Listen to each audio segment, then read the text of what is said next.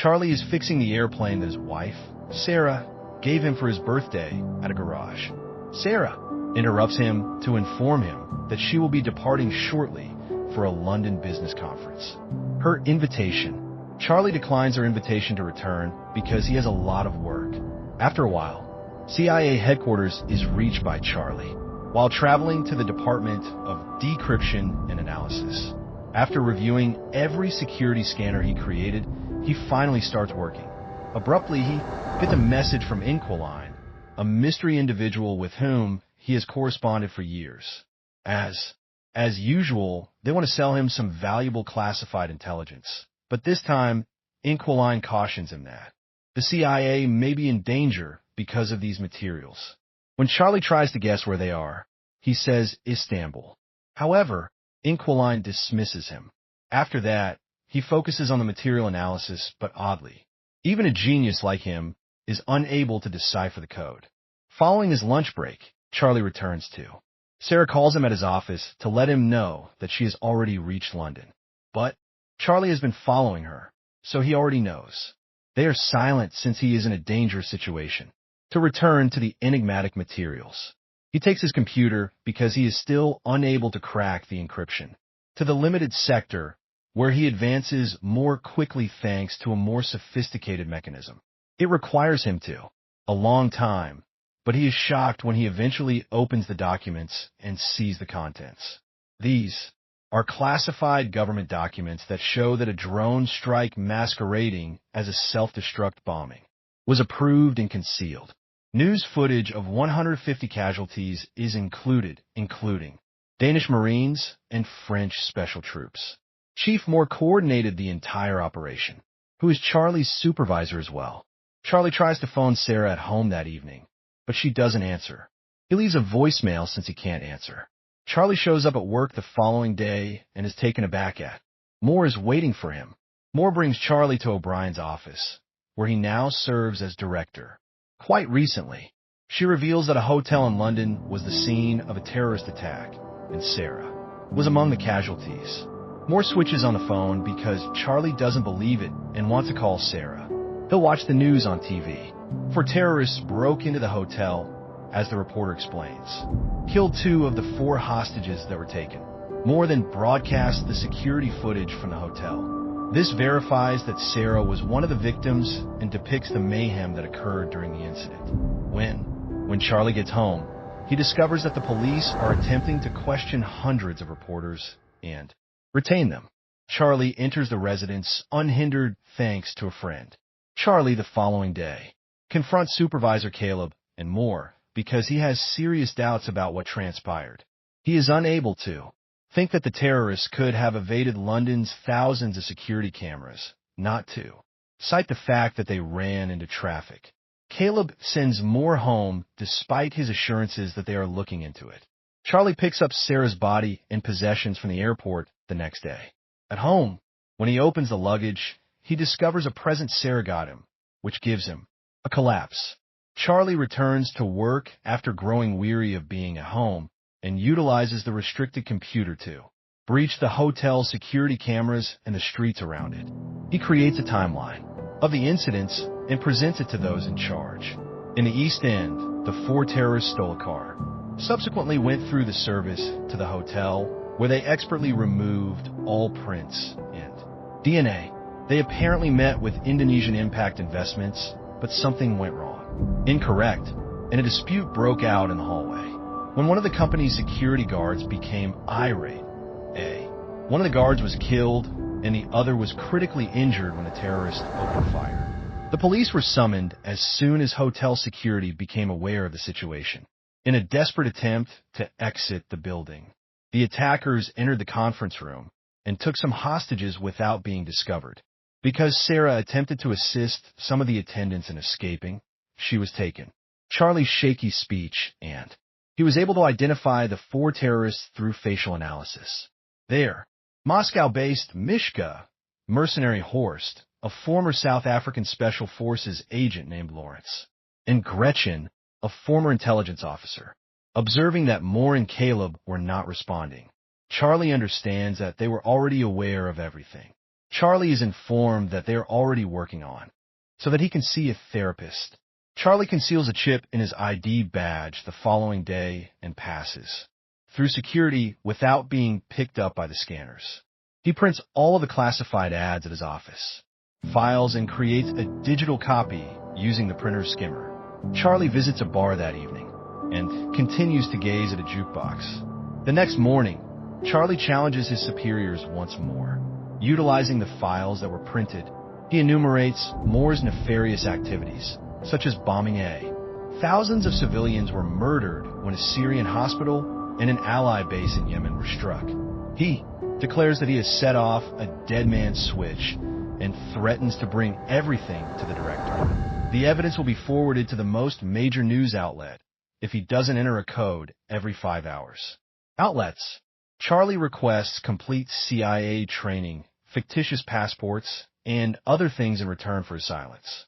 Money, a firearm, and information about Sarah's murderers.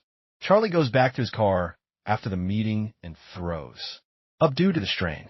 Moore claims in the office that the dead man's switch is a bluff. Caleb, however, notes that they cannot take the chance. If it is a bluff, they will look for the trigger. Then, during training, they can set up a fatal accident. Later on, Caleb and his group attempt to comprehend Charlie's copying of the private documents. They talk about the potential for a skimmer. It could be used on a printer, but would not function on their encrypted PCs. Charlie had the option to send the files to the printer and copied the data using a magnetic strip.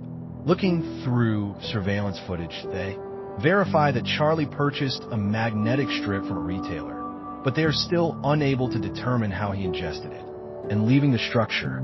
Additionally, the crew explores Charlie's home and eventually finds that he went twice to a particular bar. They investigate the bar and discover an ABBA CD beneath the jukebox. When Caleb selects that CD from the jukebox's collection and all that is audible is noise, they remove the. Charlie left the CD behind. Charlie, meanwhile, shows up at a CIA training center where Colonel Henderson welcomed them. Sadly, Charlie isn't a shooter, so they begin at the range. Competent shooter. To shoot in the proper location, he must approach the target quite closely, but win it. Henderson is impressed by Charlie's exceptional speed when it comes to creating bombs. Charlie must then discover his new identity, so Henderson torments him and flings him around, allowing Charlie to continue reciting his new knowledge despite being under duress. Finally, they complete the new passports. Henderson visits Charlie's room that evening and assures him he is not a murderer, but Charlie is adamant. He desires fairness. Henderson then draws a rifle and hands it to Charlie, instructing him to aim on his chest. Charlie lowers the gun because his hands are shaking uncontrollably. In the workplace, after decrypting the data on the CD for several hours, the agents find that, regarding the deceased man's switch, Charlie had been feigning ignorance. They notify their bosses right away, not being aware that Charlie is watching them. The chip he concealed on his badge turned out to be a bug he introduced into the files he sent to his superiors. Moore gives Henderson a call right away and instructs him to take Charlie into custody, but he has already gotten away. Moore hangs up and eventually notices tell Charlie explicitly that this is treason by placing a bug on the files. Charlie gets rid of his ear before getting on an aircraft. After arriving in London, Charlie passes through customs and begins traveling to Paris. Moore sends Henderson after his phony passport shows up in the CIA's computers. Following him, Charlie books a hotel room in Paris close to the eatery where Gretchen often hangs out. Observed, she eventually appears, and he can begin tracking her phone because she is close enough. Then Charlie waits for Gretchen to leave after spending the day outside her building. When a renter leaves, he takes advantage of the opportunity to enter. Then he picks Gretchen's lock by watching an online video. Location. Charlie starts looking around the flat and snaps photos of Gretchen's itinerary. Additionally, he discovers a gun in a drawer and chooses to keep it. His tracker alerts him at the precise moment that Gretchen is returning, so he quickly heads to the stairs to meet her. But when she eventually returns home, he is unable to fire. Disappointed, he quickly returns to the hotel and acts as though Sarah is awaiting his arrival. Once he has calmed down, he examines the images carefully and discovers that Gretchen has been frequently visiting the hospital. Examining her medical history shows that she has allergies. Charlie purchases an abundance of flowers the following morning. At the cafe, he then waits till he sees Gretchen and goes with her to the medical facility. While Gretchen is undergoing testing, the physician observes. He exits the room to ask for assistance after realizing that the computer screen is broken. Charlie enters, pretends to be a doctor, and confines Gretchen to the machine. She becomes alarmed, but Charlie dismisses it. As pollen was poured into the room. The noise is heard by the physician and a nurse, but the door is also locked. Charlie claims he'll help Gretchen when she begins to feel weak due to her allergies. Since Horst is the one who shot Sarah, it would be helpful if she told him where to look for him. The allergies don't. Charlie opens the chamber to let Gretchen speak, but Gretchen pushes him into the desk. They begin fighting and hurling themselves at every item of furniture in the room. Charlie pulls out his revolver, but Gretchen pulls him down and lets him out so he can finally flee. Charlie chases her to the street in desperation, but Gretchen is hit by a car before he can shoot. Charlie, horrified by the body, makes himself approach in order to take her phone. Then he flees. The lab coat is thrown in the trash. He cleans up all the blood at the motel and packs his belongings. He purchases a ticket for Marseilles at the bus station that evening. The news will be out soon. CIA learns of Gretchen's passing. When O'Brien asks more about it, he merely responds that one of their own seems to have slain Gretchen. Charlie attends that evening's a pub and consumes copious amounts of alcohol in an attempt to numb the pain of Gretchen's passing. He believes he sees Sarah is dancing, but upon closer inspection, it turns out to be a lady who resembles her. Charlie then observes. Henderson panics as he approaches him. He shoves people till he gets out of the bar and flees through the streets until he locates another tavern where he can hide. Henderson also follows him there. Charlie locks the restroom door after rushing to it. Sadly, there aren't any windows here. Charlie is forced to come out as a result. He discovers that he located Henderson when he meets him at the pub. Through monitoring Gretchen's phone, Charlie shows a timer on his phone and runs out of time after a brief conversation, prior to a bomb going off in the restroom. Henderson loses sight as the bar descends into chaos. Of Charlie, his phone's tracker is also no longer functional. Charlie makes contact the following morning. The Inquiline to obtain their assistance before departing for Turkey on a cargo plane. He travels to Istanbul and sends Inquiline a text while in a restaurant. He tries to approach a man when he sees his phone ringing, but is blocked after being instructed to check his phone by a woman. Charlie then departs from the eatery, and the woman comes up to him once more and introduces herself as Inquiline. She is already aware of his marriage. She forces him to conceal his backpack and cap inside a shopping bag. Inquiline requests that he act as though. Spend some time shopping, and then meet him at a garage. Charlie sees her again a short while later, and she drives him to her house. Inquiline reveals throughout the trip that she started hacking 6 years ago following her. The husband passed away. He served for Russian intelligence and was a CIA asset. In fact, he was the first. Ask her questions and teach her everything. According to the official narrative, he fell from a window by mistake. As they arrive at her house, Inquiline claims that this is the only location where she has been able to stay longer than. After 3 years, she acknowledges that she is sick of running. She has a gun in case the Russians ever come for her. Delete oneself. After then, they begin discussing the case. The person in charge of hiring is Horst. More hired mercenaries. Inquiline offers to pretend to be a weapons dealer since Lawrence is one. To speak with him. Last but not least is Mishka, who travels a lot and shares everything on the internet. They look attentively at the photos and see a woman with him. Using facial recognition, they find her Instagram account, confirming her presence in Spain. The following day, Caleb instructs his group to monitor the terrorists in order to locate Charlie. Moore is met by O'Brien. who informs him that she wants him to stop operating Black Ops without her consent. Moore claims that her predecessor delivered the identical speech to him. Therefore, he will reiterate what he said earlier. She has his undivided backing. Following the meeting, O'Brien enters her vehicle and is shown a photo of Henderson in Spain by her aide. It's verified that Moore sent him, so O'Brien pursues him with one of her own operatives. In the meanwhile, Charlie by breaking into a hotel security cameras, Inquiline locates Mishka. After that, Charlie goes to Madrid and remains in the same lodging. Mishka likes swimming in the pool that links, he finds out, two structures by the roofs. Henderson locates Charlie nearby at the same moment. Charlie begins creating a tool the following day that would enable him to capture Mishka and conceals it inside the lodging facility. Unaware of Henderson in the foyer, he then follows Mishka to the bar. Charlie discovers that he has seen the strange man in the bar previously, indicating that he is being followed. Through his earpiece, he informs Inquiline, who then looks into his face and verifies that he is a CIA agent. Charlie is told to abort by her when she spots Henderson on camera, but he wants to adhere to the strategy. Charlie confronts him to find out where Horst is as Mishka goes to the pool. The pool will be destroyed if no one speaks.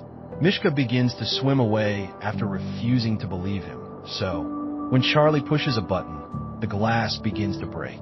Mishka begins to swim more quickly in desperation, but it's too late.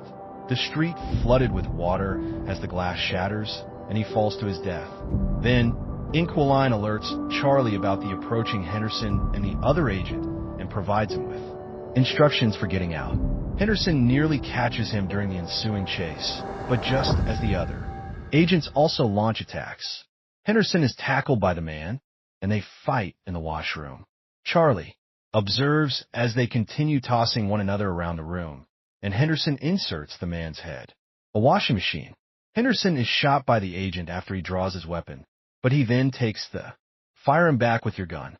Charlie then enters and considers helping them, but Inquiline tell him to get out.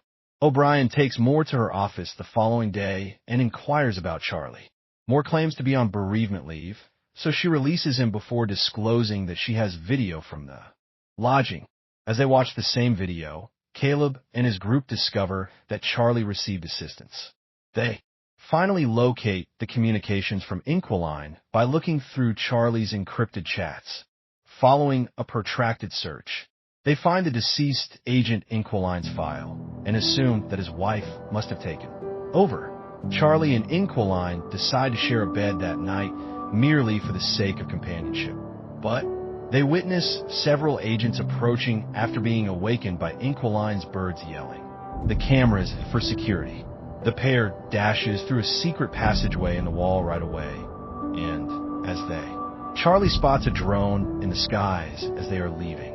By entering a different building covertly, the pair is able to continue and departs the neighborhood just before the agents barge into the residence. There is nothing left for them because the computer has already erased all the files.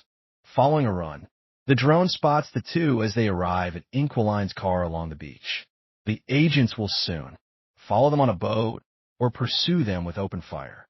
Following a protracted pursuit, the agents Inquiline sustains fatal injuries after they successfully cause enough damage to the vehicle to cause it to stop. Charlie has. In order to continue driving, he had no alternative but to push the body to the other seat and take over the wheel, until his assailants are eventually lost. Later, he kisses Inquiline after leaving the automobile in the garage. Goodbye. Charlie calls Lawrence the following day and poses as a weapons dealer in order to set up a getting together. Charlie then makes a trip to Romania and purchases new electronics in a building that has been abandoned. In Berlin, he hacks a security stream and records his own face. The CIA now believes he is in Berlin and sending their personnel there. Lawrence discovers a ringing phone on a chair when he eventually gets there. When Charlie instructs him to search a box, Lawrence discovers several bombs. Should he move, they'll blow up. Charlie emerges behind Lawrence as he spots a photo of Sarah in the box. He requests Horst's whereabouts, and If he cooperates, promises to disable the bombs. Lawrence states that Horst usually receives goods at a Baltic harbor and operates in Russian seas. When Charlie asks how to get in touch with Horst, Lawrence replies that he only receives communications in secret, codes from his men. His phone, which he throws on the floor, has all of the names and numbers. Following, Charlie picks up the phone and heads out when he hears Lawrence being killed by bombs in the adjacent room. The CIA soon learns of Lawrence's passing in Romania and discovers they've been examining phony video. Later, when opening the gift in a hotel in Russia, Charlie imagines Sarah by his side.